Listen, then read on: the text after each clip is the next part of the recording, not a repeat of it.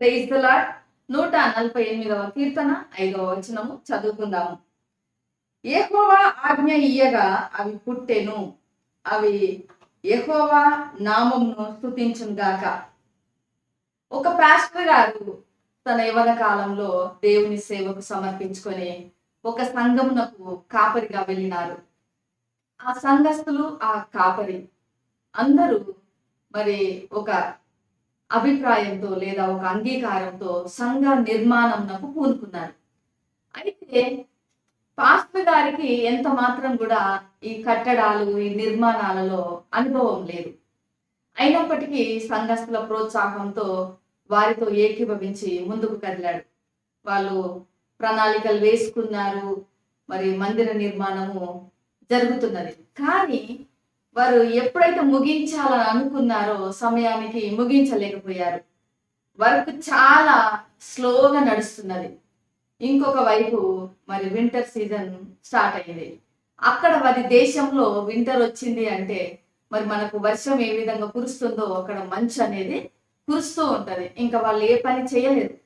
ఆ పని సగంలోనే ఆగిపోయింది. ఆ మంచు అనేది చాలా పేరుకుపోయింది. మరి పని ఆగిపోయింది. అప్పుడు ఆ పాస్టర్ గారికి చాలా ఫ్రస్ట్రేషన్ వచ్చేసింది. ఒకలాంటి నిరాశ వచ్చింది, నిస్పృహ వచ్చింది. ఒకవైపు కోపం కూడా వస్తుంది. ఇంకా దేవుని యొద్ద అనేకమైనటువంటి కంప్లైంట్స్ ఇవ్వటము స్టార్ట్ చేశాడు. ఎందుకు ప్రభువా నన్ను ఈ ప్రదేశానికి తీసుకొచ్చారు? ఎందుకు ఈ మందిర నిర్మాణానికి మరి పూనుకునేటట్టుగా చేశారు? ఆ పని ఎందుకు త్వరగా ముగించలేకపోయాము? ఎందుకు ఈ పని సగంలో ఆగిపోయింది? ఎందుకొరకు మరి వింటర్ సీజన్ త్వరగా వచ్చేసింది, మంచు కురుస్తున్నది, ఎటు చూసినా పని ఏం జరిగేటట్టుగా లేదు అని అనేకమైనటువంటి కంప్లైంట్స్ చేసుకుంటున్నాడు. అలాంటి సమయంలో దేవుడు మరి తనతో మాట్లాడారు. 148వ కీర్తనను దేవుడు చదవమని ఆయనకు ప్రోత్సాహపరిచాడు. అప్పుడు మరి 8వ వచనంలో చూసినట్లయితే ఏముంది? అగ్ని, వడగండ్లారా, హిమమ, ఆవిరి, ఆయన ఆజ్ఞను నెరవేర్చు తుఫాను. అంటే దేవుని యొక్క సృష్టి కూడా ఆయన యొక్క మాట ప్రకారం, ఆయన యొక్క ఆజ్ఞ ప్రకారము నడుచుకుంటున్నది. కానీ తన స్వహస్తములతో చేయబడినటువంటి మానవులమైన మనము ఏదైనా ఒక్క పనిని కూడా మనము ఆజ్ఞానుసారంగా చేయలేని పరిస్థితుల్లో ఉన్నాము. అయితే ఇక్కడ ఆ వచనం ద్వారా దేవుడు ఆయనతో మాట్లాడారు. మరి ఏదైనా కూడా నా ఆజ్ఞ ప్రకారమే జరుగుతున్నది. హిమము లేదా మంచు కురిసినా నా ఆజ్ఞ ప్రకారమే కురుస్తున్నది. తుఫాన్ వచ్చినా, వడగండ్లు వచ్చినా, అగ్ని కురిసినా, వర్షం కురిసినా నా ఆజ్ఞానుసారంగానే సృష్టి నడుచుకుంటున్నది. నా ఆదేశానుసారంగానే మరి సృష్టి క్రమము అమలు జరుగుతున్నది అనేటువంటి మాటల చేత ఆయన ప్రోత్సహింపబడ్డాడు.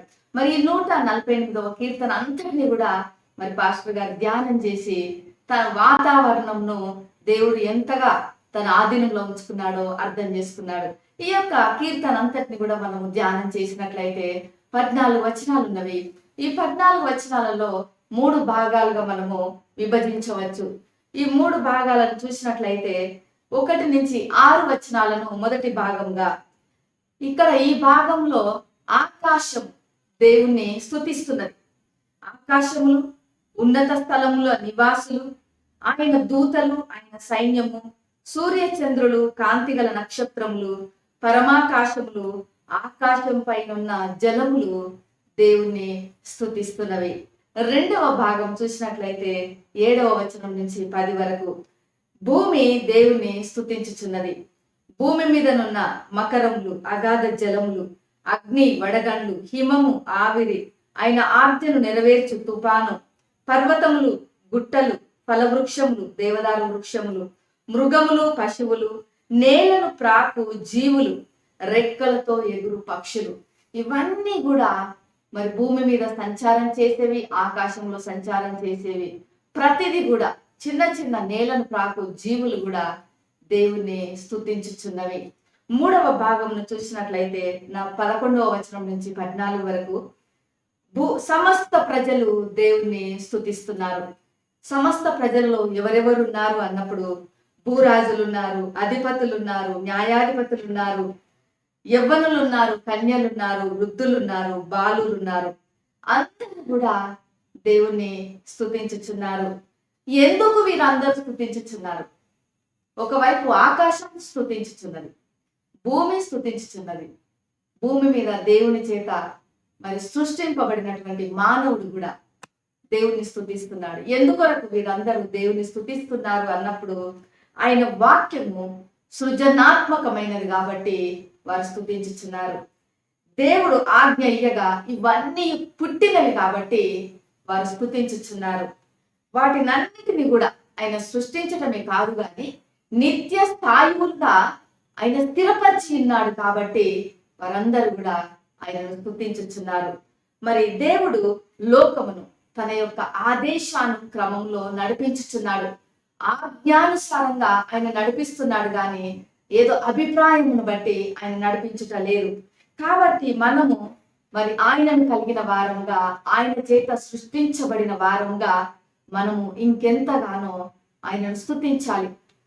ఈ లోకంలో ఆయన మాట మాత్రం సెలవిచ్చి సృష్టించిన సృష్టిలో ఏది కూడా దేవునికి కంప్లైంట్ ఇవ్వదు, ఏది కూడా ఆయనకు అవిధేయత చూపదు. ఆయన మాట మాత్రం సెలవీయగానే సూర్యుడు తన పని చేసుకొని వెళ్ళిపోతాడు, చంద్రుడు తన పని చేసుకొని వెళ్ళిపోతాడు, నక్షత్రాలు మరి ప్రకాశిస్తుంటాయి, వర్షం తన కాలంలో కురుస్తుంటది. అంటే ఇవన్నీ కూడా ఎక్కడ ఆయనకు అవిధేయత చూపవు. కానీ చాలాసార్లు మనము మానవులంగా ఆయన స్వరూపంలో ఉన్నవారంగా మనము అవిధేయత చూపుతుంటాము. కాబట్టి ఉదయకాల సమయంలో మనం ఎలాంటి కంప్లైంట్స్ ఇవ్వకుండా, ఏ విధమైనటువంటి మరి సనుగులు చేయకుండా దేవుణ్ణి మనం స్తుతించాలి. ఎందుకంటే తుఫాను లాంటి పరిస్థితులు వచ్చినప్పటికీ కూడా మన జీవితాలలో ఆయన చాలిన దేవుడుగా ఉన్నాడు. బలమైన గాలి తుఫాన్లు కూడా ఆయన ఆజ్ఞను నెరవేర్చేవిగా ఉన్నాయి. నిమ్మలమైన గాలి కూడా ఆయన ఆజ్ఞానుసారంగా నడుచుకునేదిగా ఉంది. మరి మనమెంత ఆయనకు లోబడాలి, మనం ఎంతగా ఆయనకు విధేయత చూపాలి. మరి ఈ ఉదయకాల సమయంలో మన కొరకు సమస్తమును సృష్టించి మరి మనల్ని ఈ లోకంలో ఉంచి మనకు చాలిన దేవుడుగా ఉండి మనల్ని సమృద్ధిగా జీవించుటకు, మనం సమృద్ధి మార్గంలో ప్రయాణం చేయటకు ఆయన నిత్య జీవమును ప్రసాదించినటువంటి దేవుడుగా ఎన్ని దీవెనలు, ఎన్ని ఆశీర్వాదాలు, లెక్కలేనన్ని మరి మనకు మేలులు, ప్రయోజనాలు జరిగిస్తున్న మన దేవుణ్ణి మనం ఎంతగా స్తుతించాలి, మనం ఎంతగా ఆయనను ఆరాధించాలి, ఆయనకి ఎంతగా మనం కృతజ్ఞతలు చెల్లించాలి. మరి ఉదయకాల సమయంలో మనము హృదయపూర్వకంగా, పూర్ణ మనసుతో, పూర్ణ ఆత్మతో, పూర్ణ వివేకంతో, పూర్ణ హృదయంతో దేవుని స్తుతించుదాము. ఆయన కార్యములను బట్టి ఆయనను ఘనపరచుదాము, ఆయనను మహిమపరచుదాము. ప్రేమ నమ్మకం కలిగిన పరలోక తండ్రి పరిశుద్ధుడా, నీకు వందనాలు చెల్లిస్తున్నాము. ఈ ఉదయకాల సమయంలో నాయన మీరు చేసినటువంటి మీ సమస్తమైన సృష్టిని బట్టి నీకు వందనాలు చెల్లిస్తున్నాము. అయ్యా, మీ యొక్క వాక్కును బట్టి, మీ యొక్క ఆదేశములను బట్టి నాయన మీరు అమలు జరుపుతున్న కార్యములను బట్టి నీకు వందనాలు. ఈ ఉదయకాల సమయంలో ప్రభువా, నువ్వు చేసిన ప్రతి పని కొరకు నిన్ను స్తుతిస్తున్నాము, గణపరుస్తున్నాము. ఈ యొక్క ఉదయకాల సమయంలో ఆరాధిస్తున్నాము. యేసు నామములో ప్రార్థిస్తున్నాము తండ్రి, ఆమేన్. దేవుడు మిమ్మల్ని దీవించును గాక.